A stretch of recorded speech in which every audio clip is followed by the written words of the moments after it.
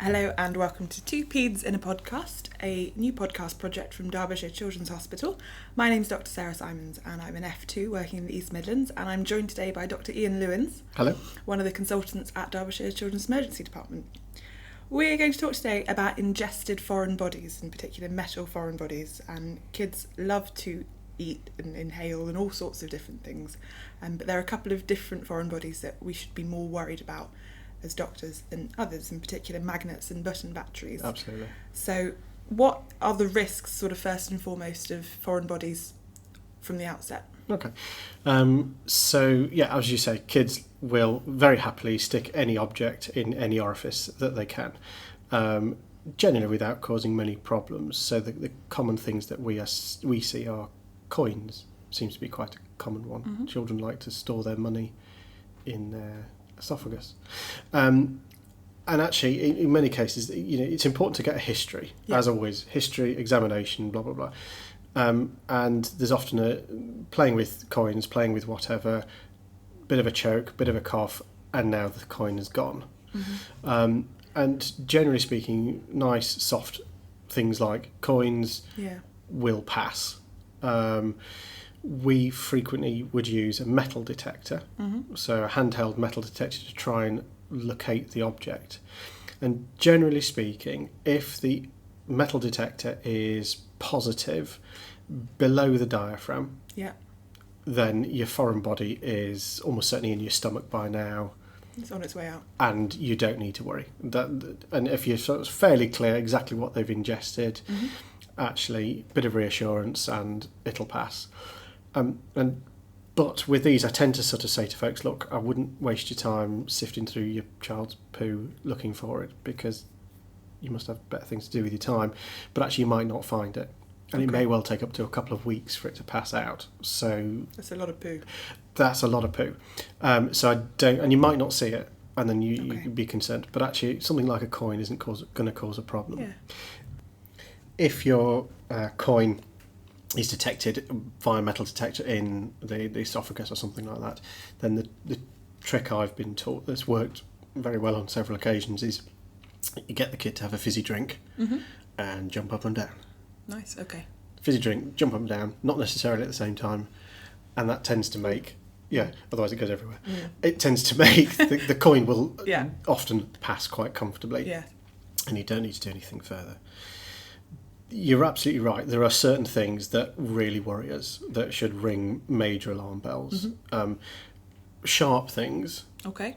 I'm just trying to think of what's pencil sharpeners and things like that. Yeah. So sharp things you've got to, you would hope would pass fairly comfortably, but if the child is sort of, if there's obviously vomiting blood or there's blood PR, then that's a worry, and you're going to need to think about endoscopy.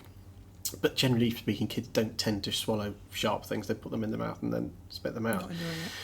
But the ones that the big one that worries us, and it's in a lot in the press at the moment, are the button batteries. Yeah. So these, what we mean by the button batteries, are the flat circular batteries that you often find in watches. All sorts of things have them. A lot of the car unlocky. Oh, like remote key things. Yes, thank you. I'm glad you got that. They have them in. So there's lots of things that have them in, and of course they're quite easy to swallow because they're quite slim. And the problem with them is that they can cause major damage to particularly the esophagus if it's trapped in there. So it's really important to locate where these are, because they can corrode and cause major catastrophic hemorrhage and life-threatening problems. So for these children, we would always image them. We would always X-ray to sort of see where is the button battery, and if we locate the button battery in the esophagus, that needs to come out now. So that's an emergency. That's got to come out now. Emergency. Absolutely. And the reason for that, there are lots of nice videos that you can sort of see on YouTube of somebody getting a square of ham, putting the button battery on, and watching that button battery dissolve that ham, and that is what is going on in your esophagus. With an electrical current from the battery. Absolutely. So they need to come out. If it's in the stomach, then they're probably going to be okay. That said, what we would do is bring those children back to see us. So we've imaged them, we know the button battery's in the stomach, we would bring them back 48 hours later and actually re-image to sort of make sure this is passing. Yeah. If it's still sat in the stomach, then that goes on to a discussion with a surgeon to say, I think this probably needs to come out actually. Yeah. But in most cases, it's starting to pass. And this is the one case where we do say to folks, look, we want you to look for this as it comes out, because we want to make sure that that's come out whole, that it hasn't leaked in the gut, because those children will need a much closer eye keeping on them.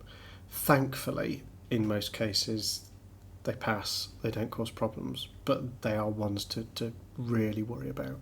So you've got a very high index of suspicion for anybody who's gone anywhere near a battery. Absolutely. And you want to see where that comes out, really. So I think that if the history is, I'm not sure if they've ingested it, we can't find it, we're not certain, I think you've got to assume they have eaten it. Yeah. And you've got to act appropriately.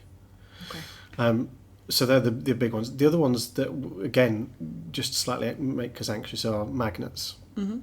Because if you swallow more than one magnet, magnets will do what magnets do. Magnetise. And they will attract each other. Yeah. And they may well attract each other at different sides of the bowel, like that. Yeah. So they will then actually be stuck to each other and start to erode the bowel wall, which is a bad thing, unsurprisingly. Yeah. So magnets equally, we'd like out. But so those are the two main ones that we would say to any person, look, if there's any suspicion that it's either a magnet or a button battery, take very seriously, image appropriately, speak to a senior very early. Yeah. Because if it's a button battery in the esophagus, clock is ticking. Yeah. You may well get some foreign bodies that it's just sort of stuck in the upper airway. And again, that child may have some, as we've talked in previous podcasts, some sort of stride or some airway difficulties. And again, keeping them calm, but getting anaesthetics and ENT to come and remove it for you as soon as possible. Okay.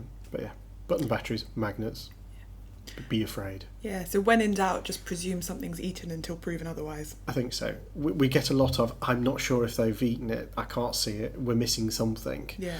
Most things will be harmless, and it's things like marbles and pennies and bits of plastic, and by and large you're going to be fine, and don't worry about it. But it's those categories that really should concern you. Okay, thank you very much. Okay, that concludes our chat on foreign bodies. I'm off to go and eat a magnet. Nature. All right, Enjoy. Cheers.